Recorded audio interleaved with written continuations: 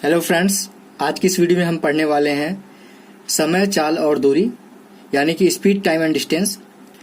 ये हमारा एक बहुत ही इम्पोर्टेंट टॉपिक होता है और अगर आप आईबीपीएस आरआरबी क्लर्क का प्रिपरेशन कर रहे हैं तो आप ये मान के चलिए कि आप कोई भी टॉपिक छोड़ नहीं सकते। खासतौर से ऐसा टॉपिक जिससे हर बार एग्जाम में 1 से 2 प्रश्न आते हैं। तो आज की इस वीडियो में हम बेसिक शुरू करेंगे, इसीलिए यहाँ पे मैंने लिखा है IBPS RRB clerk. PO level के क्वेश्चन नहीं है यहाँ पे, ये सिर्फ क्लर्क लेवल के क्वेश्चन है, वो भी लेवल 1 कह सकते हैं, सबसे इजी लेवल के हैं। क्योंकि आज पहला ये टॉपिक पहली बार मैं स्टार्ट कर रहा हूँ, तो आज मैं इजी लेवल से स्टार्ट करूंगा और इसके मैं 3 पार्ट बनाऊंगा। इजी, मॉडरेट और हाई लेवल के क्वेश्चन आपको दिखाऊंगा अलग अलग वीडियोज में। तो चलिए दोस्तों, पढ़ना शुरू करते हैं।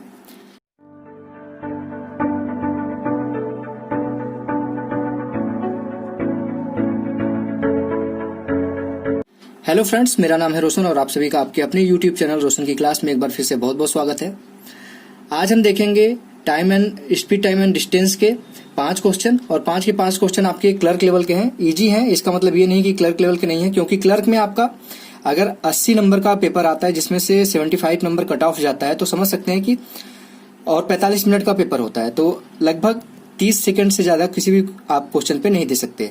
तो 30 सेकंड के लिए अगर क्वेश्चन आ रहा है आपके एग्जाम में तो वो मॉडरेट लेवल का भी नहीं होगा, वो इजी लेवल का ही होगा। और ऐसे ही प्रश्न आपको स्पीड, टाइम एंड डिस्टेंस से देखने को मिलेंगे। तो 5 के 5 क्वेश्चन देखिएगा आप बहुत ध्यान से। अलग अलग टाइप के क्वेश्चन हैं, जो एक ट्रेन वाला क्वेश्चन आता है, बोट वाला है, उस आगे चल के आपको एक बोट वाला क्वेश्चन देखने को मिलेगा और ये ट्रेन वाला है, एक और ट्रेन वाला मैं क्वेश्चन जो एक टाइप का आता है वो भी लेके इसमें दिखाऊंगा आपको। तो 5 के 5 क्वेश्चन अलग अलग टाइप के हैं, तो 5 के 5 क्वेश्चन देखिएगा और सीखने की कोशिश करिएगा कि इसके क्वेश्चन बेसिकली अगर आपको कुछ भी इसका तरीका नहीं पता है, इसका ट्रिक नहीं पता है कुछ भी, तो आप बेसिक तरीके से कैसे क्वेश्चन को सॉल्व कर सकते हैं विद इन 30 सेकंड में। तो चलिए दोस्तों, देखते हैं पहला क्वेश्चन। यहाँ पे देखिए आपके सामने होगा पहला क्वेश्चन। 150 मीटर लंबी 2 ट्रेनें, यानी कि जो दोनों ट्रेनें हैं वो 150 मीटर लंबी हैं, विपरीत दिशाओं में बढ़ रही हैं। तो यहाँ पे विपरीत दिशाओं का क्या कॉन्सेप्ट होता है कि अगर विपरीत दिशाओं में कोई चीजें चल रही हैं एक दूसरे की विपरीत दिशाओं में, तो हम जो यहाँ पे ट्रेनों की लंबाई दी गई है या फिर किसी भी चीज की लंबाई दी जाएगी उसको जोड़ देंगे। जो हम डिस्टेंस हम यहाँ पे रखेंगे वो दोनों जो यहाँ पे ट्रेनें हैं उसकी लंबाई को जोड़ देंगे तो हमारा डिस्टेंस आ जाएगा, यानी कि दूरी हो जाएगी। अगर एक ही दिशा में चल रहे होते तो दोनों की लंबाई में हम घटा देते, दोनों की लंबाई एक दूसरे से। उसके बाद बोल रहा है वे 15 सेकंड में एक दूसरे को पार करती हैं, यानी कि यहाँ पे आपको टाइम भी दे दिया गया है और यहाँ पे डिस्टेंस भी दे दिया गया, दूरी भी दे दिया गया है और समय भी दे दिया गया है। उसके बाद यदि एक ट्रेन अन्य ट्रेन से 3 गुना तेजी से चल रही है तो तेज ट्रेन की गति क्या है। और यहाँ पे आपको एक चीज बता दिया गया है कि जो पहली ट्रेन है वो और दूसरी ट्रेन में जो स्पीड का रेशियो है वो 1:3 है, यानी कि पहला अगर मान लेंगे हम अगर x तो दूसरे का हमको स्पीड मानना होगा 3x। बस अब ये मान लेंगे, आपका पूरा क्वेश्चन निकल गया। आपको फॉर्मूला पता होगा कि फॉर्मूला क्या होता है। यहाँ पे सबसे पहली ट्रेन, दोनों ट्रेनें 150 मीटर लंबी हैं, तो अगर हम ये निकालें कि ट्रेनों की स्पीड क्या है, कंबाइंड स्पीड, यानी कि इन दोनों को ट्रेनों की अगर मिला के स्पीड निकाला जाए तो 150 मीटर लंबी पहली ट्रेन है और 150 मीटर लंबी दूसरी ट्रेन है, यानी कि हमारा जो डिस्टेंस होगा, दूरी होगा, वो 300 मीटर हो जाएगा। 150 और 150 300। और आपका जो पता है आपको यहाँ पे दे दिया गया है कि वे ट्रेनें 15 सेकंड में एक दूसरे को पार करती है, यानी कि आपको समय भी दे दिया गया है 15 सेकंड। तो आपको यहाँ पे क्या सूत्र निकल गया है, आपका स्पीड बराबर हो गया आपका, यानी कि रफ्तार बराबर, यानी कि चाल इसको कह सकते हैं, चाल बराबर दूरी बटे समय, ये आपका सूत्र होता है। तो यहाँ पे क्या निकल के आएगा, ये 300 हो जाएगा, बटे में 15 है तो 300 बटे 15 आपका क्या निकल के आएगा, 20। ये मीटर था, ये सेकंड था, 20 मीटर प्रति सेकंड। यहाँ पे मीटर मैंने इंग्लिश में लिख दिया, इसको समझ लीजिएगा। 20 मीटर प्रति सेकंड इसकी दोनों की स्पीड आ गई। अगर यस मान ले स्पीड को, चाल को, तो यहाँ पे दोनों ट्रेनों की जो मिला के स्पीड आई है वो है 20 मीटर प्रति सेकंड, यानी कि 1 सेकंड में वो 20 मीटर ट्रेवल करते हैं। अब यहाँ पे इसमें अनुपात दे दिया गया था कि अगर जो स्लो है यानी कि धीमी ट्रेन है, धीमी ट्रेन की अगर हम धीमी ट्रेन की रफ्तार अगर हम मान लें बराबर x मान लें, तो तेज जो ट्रेन चल रही है, तेज ट्रेन की रफ्तार क्या हो जाएगा, क्योंकि वो 3 गुना तेज थी तो यहाँ पे 3x हो जाएगा। ठीक। अब यहाँ पे जो 20 मीटर प्रति सेकंड आया है यही स्पीड का तो योग है, सम है ये। तो x प्लस 3x बराबर आपका क्या हो जाएगा 20 मीटर प्रति सेकंड। तो यहाँ पे 4x बराबर क्या हो जाएगा 20 मीटर प्रति सेकंड, x बराबर क्या हो जाएगा 5 मीटर प्रति सेकंड। तो यहाँ पे धीमी ट्रेन जो है यक्स हमने किसको माना था, धीमी ट्रेन की चाल मानी थी, रफ्तार मानी थी, तो उसका यहाँ पे स्पीड आ गया 5 मीटर प्रति सेकंड। तो यहाँ पे हमारी जो तेज ट्रेन चल रही है 3x उसकी स्पीड हमने माना था, तो हमारा कितना हो जाएगा 15 मीटर प्रति सेकंड। अब यहाँ पे देखिए एक चीज कि दोनों को अगर हम 3x और x मिला दें तो हमारा 20 मीटर प्रति सेकंड आ जाएगा, जो कि हमने पहले ही निकाल लिया था कि दोनों का कंबाइंड स्पीड जो है वो 20 मीटर प्रति सेकंड है। अगर आपका मीटर प्रति सेकंड में स्पीड दिया गया है तब तो आपका आ गया आंसर 15 मीटर प्रति सेकंड। लेकिन कभी कभी वहां पे मीटर प्रति सेकंड में ना देखिए, उसको आपको बझाने के लिए, थोड़ा सा कंफ्यूज करने के लिए आपका किलोमीटर प्रति घंटे में इसी को दे देगा आंसर। तो किलोमीटर प्रति घंटे में आपको पता होना चाहिए कि किलोमीटर प्रति घंटे में आपको बदलने के लिए 18 बटे यहाँ पे 5 करना पड़ेगा। अगर किलोमीटर प्रति घंटा दिया है तो उसको मीटर में बदलने के लिए, मीटर प्रति सेकंड में बदलने के लिए 5 बटे 18 से गुणा करते हैं। लेकिन यहाँ पे मीटर प्रति सेकंड दिया है, उसको किलोमीटर प्रति घंटे में आपको बदलना, तो जस्ट उल्टा कर देंगे, 18 बटे 5 कर देंगे तो 5 से ये कट जाएगा, 3 बार चला जाएगा और 18 18 इंटू 3 54 यानी कि 54 किलोमीटर प्रति घंटा। जो तेज चल रही है उस ट्रेन उसकी स्पीड है 54 किलोमीटर प्रति घंटा। तो ये था पहला क्वेश्चन दोस्तों। आशा करता हूँ आपको पहला क्वेश्चन समझ में आ गया होगा। बिल्कुल बेसिक तरीके से मैंने यहाँ पे बताया, कोई ट्रिक कोई भी टेक्निक नहीं बताई है आपको। सिंपल, आपको अगर कुछ भी नहीं आता तो आप बेसिक तरीके से, आप सूत्र आपको याद है तो पहले स्पीड यहाँ पे हमने निकाल ली उन दोनों की, उसका जो प्रश्न में कहा तो उस तरीके से रखते गए तो हमारा आंसर आ गया है। तो आशा करता हूँ आपको पहला क्वेश्चन समझ में आ गया होगा दोस्तों। अब देखते हैं दूसरा प्रश्न। अब यहाँ पे दोस्तों देखिए दूसरा प्रश्न है आपके सामने। दूसरा प्रश्न क्या बोल रहा है, ये नाव वाला है। तो मैंने यहाँ पे आपके सामने वो 5 क्वेश्चन लिए हैं जो कि अलग अलग टाइप के हैं। तो आपको लगभग पूरा जितने भी टाइप के क्वेश्चन आते हैं लगभग वो 5 सारे टाइप देख लेंगे यहाँ पे। तो यहाँ पे देखिए कह रहा है क्वेश्चन में, एक नाविक है, धारा प्रवाह के विरुद्ध 2 किलोमीटर की दूरी 1 घंटे में और धारा प्रवाह के साथ 1 किलोमीटर 10 मिनट में तय करता है। स्थिर पानी में 5 किलोमीटर की दूरी तय करने में उसको कितना समय लगेगा। तो ये भी एक बहुत ही इजी टाइप का क्वेश्चन है, इजी लेवल का क्वेश्चन है। इसमें दे दिया गया, पहले तो यहाँ पे देखिए कि जो धारा के प्रवाह के विरुद्ध आप यहाँ पे ट्रेवल कर रहा है, वो जा रहा है नाव को लेके, वो 2 किलोमीटर 1 घंटे में जा रहा है। लेकिन उसके बाद यहाँ पे एक धारा के साथ जब जा रहा है तो 1 किलोमीटर 10 मिनट में जा रहा है। यहाँ पे घंटे में दिया गया है, यहाँ पे मिनट में दिया गया है। तो सबसे पहले हमको क्या करना होगा कि इसको भी घंटे में चेंज करना होगा या फिर इसको भी मिनट में चेंज करना होगा। तो इसको अगर मिनट में चेंज करेंगे तो थोड़ा सा प्रश्न के अनुसार अगर आप देखें तो इसको मिनट में चेंज करेंगे तो थोड़ा सा कॉम्प्लिकेटेड हो जाएगा। तो हम जो मिनट में दिया गया है 1 किलोमीटर 10 मिनट में जा रहा है, इसी को हम घंटे में अगर चेंज करें तो कितना हो जाएगा, 1 घंटे में कितना किलोमीटर जाएगा, 10 मिनट में वो जा रहा है। ये सब करना नहीं आपको, ये मन में सोचना है, 10 किलोमीटर में वो जा रहा है 1 किलोमीटर 10 मिनट में। तो 1 घंटे में कितने मिनट होते हैं, 60 मिनट होते हैं। तो 60 मिनट यानी कि 1 घंटे में, 1 घंटा भी यहाँ लिख दे रहा हूँ, 1 घंटे में कितना जाएगा, 6 किलोमीटर जाएगा। सिंपल सा हो गया। अब ये भी किलोमीटर प्रति घंटा हो गया, 1 घंटे में 6 किलोमीटर हो गया। और जो प्रश्न दिया था ऊपर जो धारा के विरुद्ध जा रहा था वो भी किलोमीटर प्रति घंटे में हो गया। ये हो गया आपका धारा के साथ कितना हो गया, 6 किलोमीटर प्रति घंटा। और धारा के विरुद्ध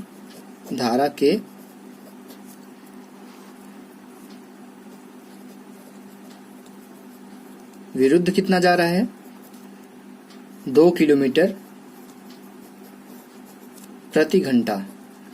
अब उसका क्या पूछा है, स्थिर जल में वो उसको जाना है 5 किलोमीटर, तो कितना समय लगेगा। तो सबसे पहले हम स्थिर जल में उसकी स्पीड निकाल लें। स्थिर जल में स्पीड निकालने का यहाँ पे हमको पता है कि फॉर्मूला क्या होता है, धारा के साथ धारा के विरुद्ध जोड़ देंगे, बटे 2 कर देंगे। तो 6 किलोमीटर प्लस 2 किलोमीटर जोड़ के बटे 2 कर देंगे, हाफ कर देंगे इसका, तो आपका आ जाएगा 4 किलोमीटर 4 किमी प्रति घंटा आपका आ जाएगा। ये किस में आ गया है, स्थिर जल में, शांत जल में इसको कह सकते हैं। तो शांत जल में भी इसकी स्पीड हमको पता चल गई कि नाव की जो स्पीड है शांत जल में इतना है, 4 किलोमीटर 1 घंटे में जाता है। तो 5 किलोमीटर जाने में कितना समय लगाएगा, तो 5 किलोमीटर जाने में 5/4 कर देंगे तो कितना आ जाएगा 1.25। 1.25 मतलब 1/4 हो गया। तो 1 घंटे का 1/4 कितना होगा 15 मिनट। तो टोटल उसको 5 किलोमीटर जाने में 1 घंटा 15 मिनट का समय लगेगा। समझ गए होंगे आशा करता हूं कि 1.25 था, यानी कि एक सही 1/4 और 1 का मतलब हो गया यहाँ पे 1 घंटा, 1 सही 4 का मतलब 60 मिनट बटे 4 यानी कि 15 मिनट। तो 1 घंटा 15 मिनट आपका आंसर आ गया। उसको शांत जल में 5 किलोमीटर जाने में 1 घंटा 15 मिनट का समय लगेगा। ये था दोस्तों दूसरा प्रश्न। आप देखते हैं तीसरा प्रश्न।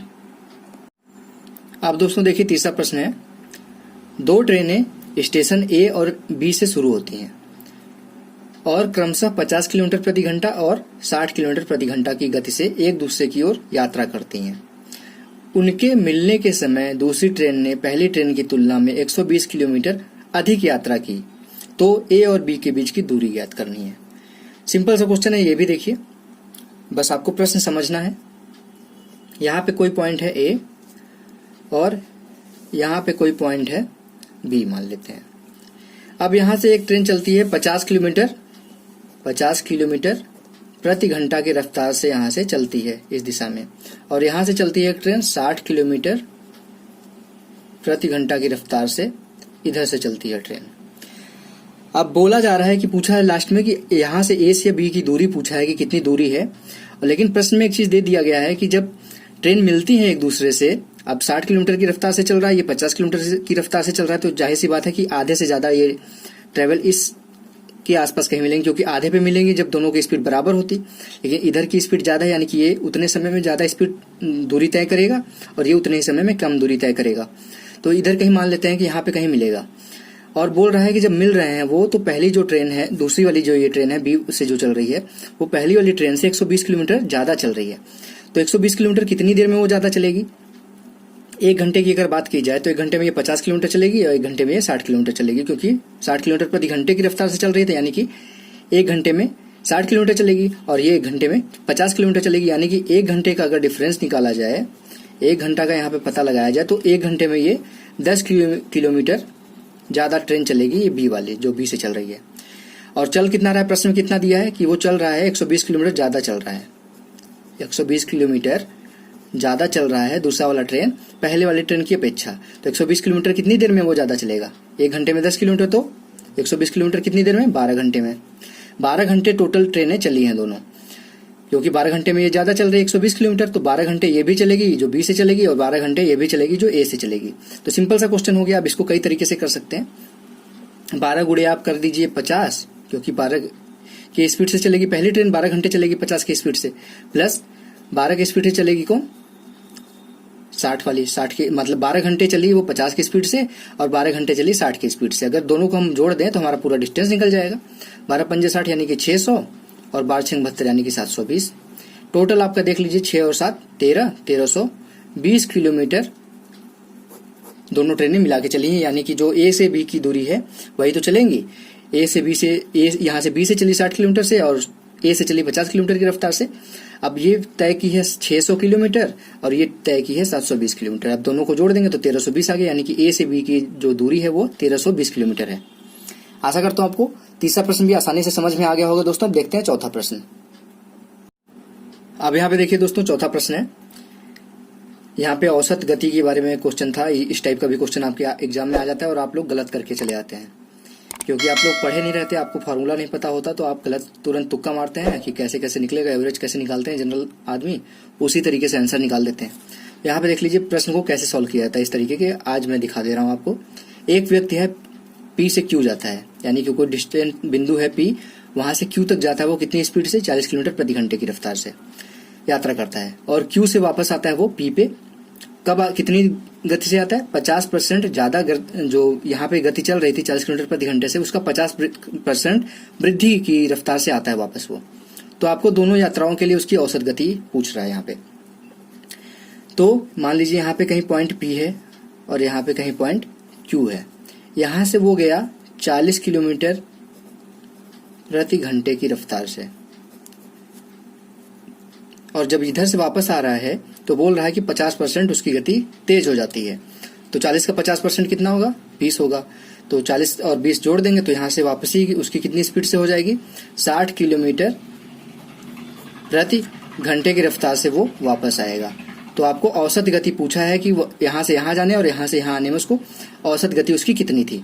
तो अगर आप लोग पढ़े नहीं होंगे स्पीड टाइम डिस्टेंस तो इसका सूत्र नहीं पता होगा, आप क्या करेंगे, औसत जैसे नॉर्मल कंडीशन में निकालते हैं, दोनों को जोड़ेंगे 60 और 40 को बटे 2 कर देंगे तो आपका आ जाएगा 50 किलोमीटर प्रति घंटा। लेकिन इस तरीके से इसका औसत नहीं निकाला जाता। इसका औसत निकालने का यहाँ पे सूत्र होता है, क्या सूत्र होता है, औसत गति बराबर 2xy upon x plus Y. x क्या है, जो पहली स्पीड थी, y क्या है, जो दूसरी स्पीड है। अब यहाँ पे रख के देखिए, 2 गुणे x क्या थी, 40 थी, y क्या थी, 60 थी, बटे में 40 प्लस 60 क्या आ जाएगा, 4 दूनी 8 यानी कि 80, 80 गुणे 60, 8 छंग 48 यानी कि 4800 बटे में 60 और 40 100, 2 जीरो से 2 जीरो गया, क्या आ गया आपका, देखिए यहाँ पे आ गया आंसर 48 किलोमीटर प्रति घंटा। ये आ गया आपका आंसर, 48 किलोमीटर प्रति घंटे उसका औसत गति आ गई। तो आशा करता हूँ आज के बाद आप लोग कभी भी औसत गति निकालने में कोई गड़बड़ी नहीं करेंगे। जब सेम व्यक्ति है, सेम डिस्टेंस तय कर रहा है अलग अलग स्पीड से, तो उसकी औसत गति इस तरीके से निकाली जाती है। तो आशा करता हूँ आपको चौथा क्वेश्चन भी समझ में आ गया होगा दोस्तों। अब देखते हैं पांचवा क्वेश्चन। अब दोस्तों देखिए, ये पांचवा क्वेश्चन है। यहाँ पे क्या बोल रहा है, ग्वालियर और दिल्ली के बीच की दूरी 800 किलोमीटर है। ये मुझे नहीं पता कि सही है या गलत है, लेकिन यहाँ प्रश्न में दिया है कि ग्वालियर से दिल्ली की जो दूरी है वो 800 किलोमीटर है। राजधानी एक्सप्रेस 80 किलोमीटर प्रति घंटा से दिल्ली से चलना शुरू करती है। 60 मिनट बाद एक्सप्रेस ग्वालियर से दिल्ली के लिए 40 किलोमीटर प्रति घंटा की रफ्तार से समांतर पटरी पे चलना शुरू करती है। तो वे ग्वालियर से कितनी दूरी पर एक दूसरे से पार करेंगे, यानी कि एक दूसरे को मिलेंगे। अब इस तरीके के क्वेश्चन में ध्यान से आपको क्वेश्चन समझना होगा कि क्या चीज कब चल रही है, कब नहीं चल रही है, कितना दूरी है, ये सारी चीजें। लेकिन ये भी बहुत आसान प्रश्न है, इसको भी आप 10 से 15 सेकंड में कर सकते हैं। अब यहाँ पे सबसे पहले यहाँ पे मैं आपको दिखा रहा हूँ तो पॉइंट बनाना जरूरी है। आपको पॉइंट नहीं बनाना है, यहाँ पे मैं आपको समझा रहा हूँ इसलिए पॉइंट बना दे रहा हूँ। ये टोटल दूरी दे दी गई है। यहाँ पे मान लीजिए अगर दिल्ली है, ठीक, और यहाँ पे क्या है, ग्वालियर, इसके बीच की दूरी दे दी गई है 800 किलोमीटर, 800 किलोमीटर, ठीक। अब यहां से बोला जा रहा है कि 80 किलोमीटर प्रति घंटे की रफ्तार से 80 किलोमीटर प्रति घंटे की रफ्तार से कौन चल रहा है, राजधानी एक्सप्रेस चल रही है।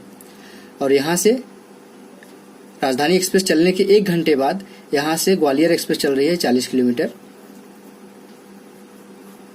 प्रति घंटे की रफ्तार से। यहां से चल रही, कब चल रही है, 60 मिनट के बाद, यानी कि 1 घंटे के बाद।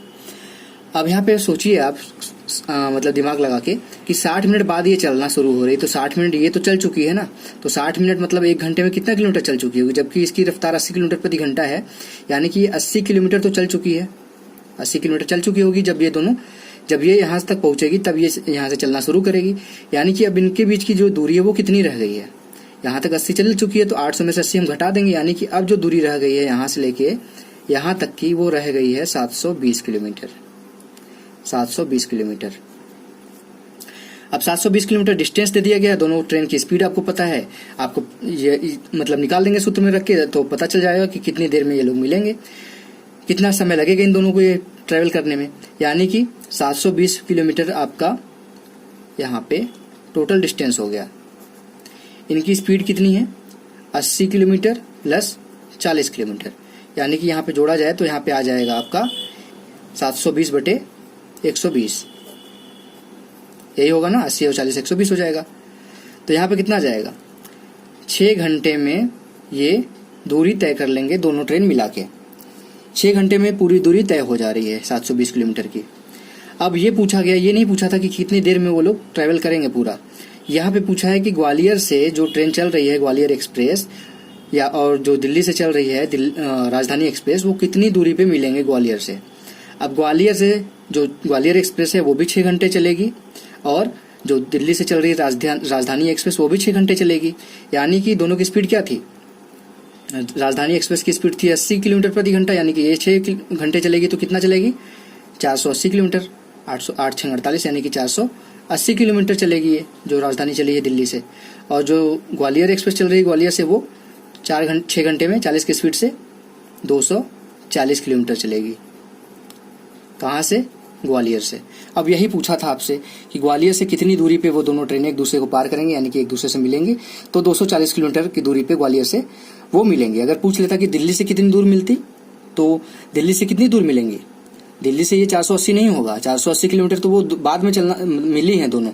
उसके पहले राजधानी एक्सप्रेस 80 किलोमीटर चल चुकी है, तो यहाँ पे 80 किलोमीटर इसमें और ऐड करेंगे, 560 किलोमीटर हो जाता। तो यहाँ पे अगर क्वेश्चन घुमा के भी पूछता है तो वहाँ कंफ्यूज मत होइएगा, वहाँ पे आप आसानी से दिमाग खोल के बैठिए, आप आंसर का सही मतलब क्वेश्चन का आंसर सही लगाइए। वहाँ पे कभी कभी क्वेश्चन का आंसर आप निकालने के बाद भी जो ऑप्शन पूछता है वो नहीं लगाते, जो भी आप समझ में आ रहा है वही लगा के चले आते हैं, जिससे आप लगेगा कि हाँ सही क्वेश्चन करके आए, लेकिन वो हो जाएगा गलत। तो आज के लिए इतना ही दोस्तों। यहाँ इस क्वेश्चन का आंसर है 240 किलोमीटर की दूरी पे वो ग्वालियर से मिलेंगी।